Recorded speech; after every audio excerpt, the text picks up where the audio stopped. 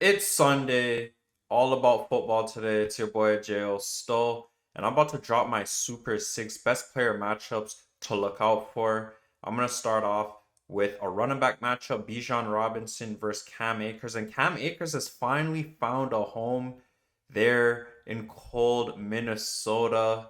Yes, I know it's not nice weather like back in his college days in Florida State or back when he was with the Rams in LA. But eventually, he will be running back number one. Mark my words. He has no fumbles. Madison has the fumble. He has a touchdown. Madison doesn't have a touchdown on the ground. And he's averaging more yards per carry than Madison. Bijan Robinson, yes, he's averaging 5.1 yards per carry, but I feel like he's not getting enough touches. This is a game for that to happen. Hopefully, he gets over 20 to 25 carries because Drake London is out and Desmond Ridder hasn't been looking too great. My next player matchup to look out for is the D line of the Chargers versus the D line of the Jets. To me, the Jets have the best defense in the NFL. They have players, absolute ballers at each level. They have the perfect head coach for New York. And the Chargers are just overrated to me.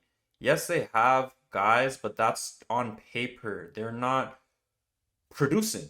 Simple and plain. And I believe if the Chargers lose on Monday night, it is time to pull the plug on Brandon Staley.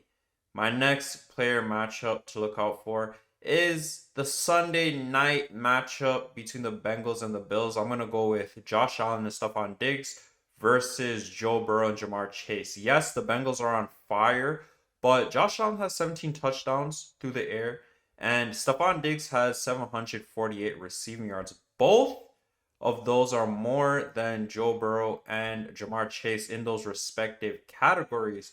And the Bills just got playoff Lenny.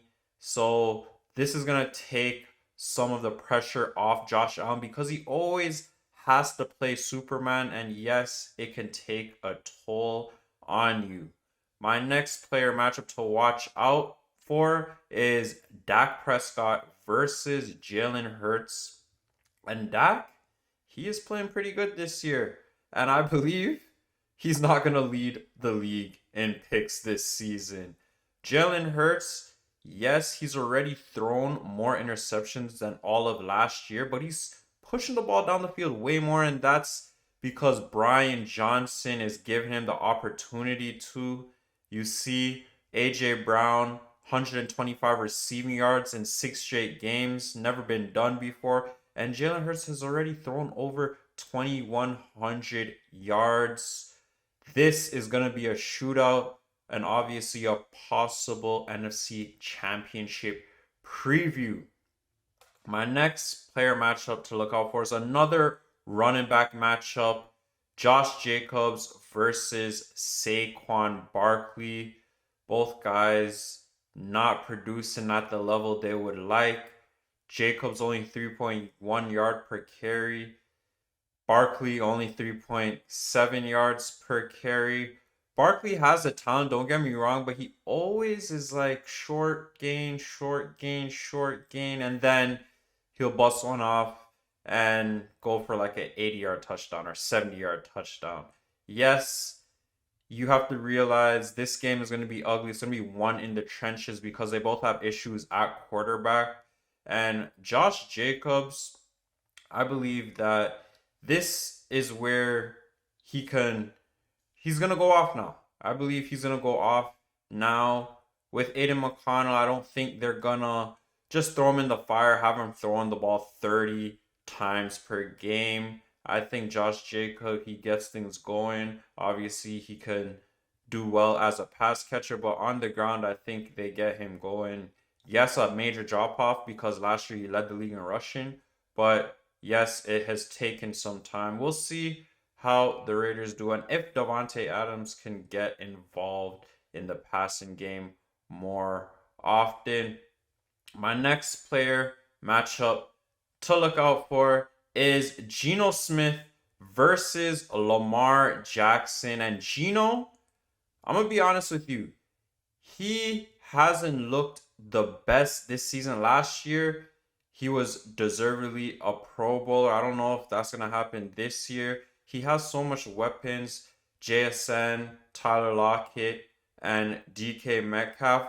But something that rubbed me the wrong way is they had four chances to get in the end zone against the Bengals and win that game from the 10, and taking sacks, just not throwing the ball to the right people.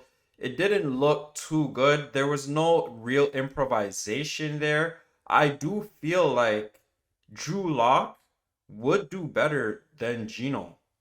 A lot of people probably gonna look at me crazy, but he's more mobile, has more arm strength, and I just believe his youth. Yes, he's a gunslinger, but he'll get those guys the ball on a regular basis. Geno Smith just seems a little bit more slow.